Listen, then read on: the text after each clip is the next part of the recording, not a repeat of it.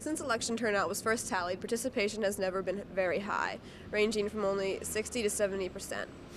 In the past 2 decades, however, turnout has been extraordinarily low, only 40 to 50% in national elections and hovering just around 30% in local elections. Question is, why aren't people voting? We went to Temple's campus to find out why. Do you feel as though voters have enough information available to them in order to make an educated decision?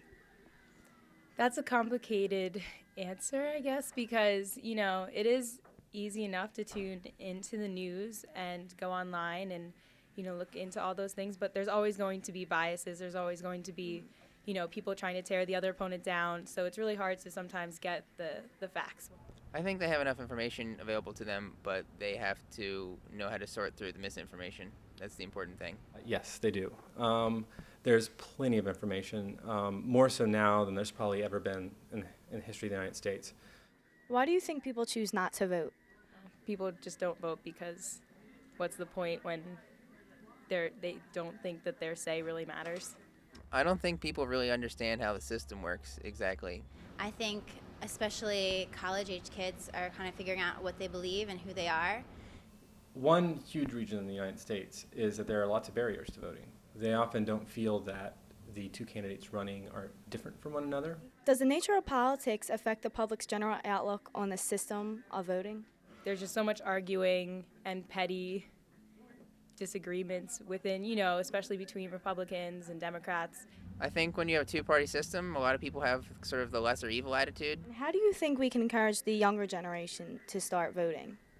You can just say it's really easy. There's enough information available online and things. Just go look into it, get the facts. I know that's really hard sometimes because the media is very biased. I think a lot of it has to do with getting rid of the barriers to vote. So one of the things that would be very helpful in the United States if we had a same-day registration.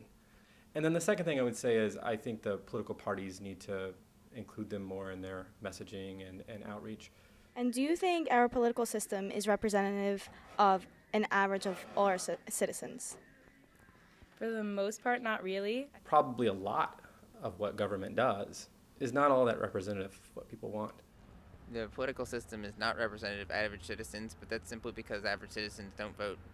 Our interviews revealed a general dissatisfaction with the system and how it functions. Political apathy is a continuing pattern in American culture due to cynicism, voting barriers, and disinterest, especially among young people. This is Hannah Eshelman, AV News, Group 2, Section 2, North Philadelphia.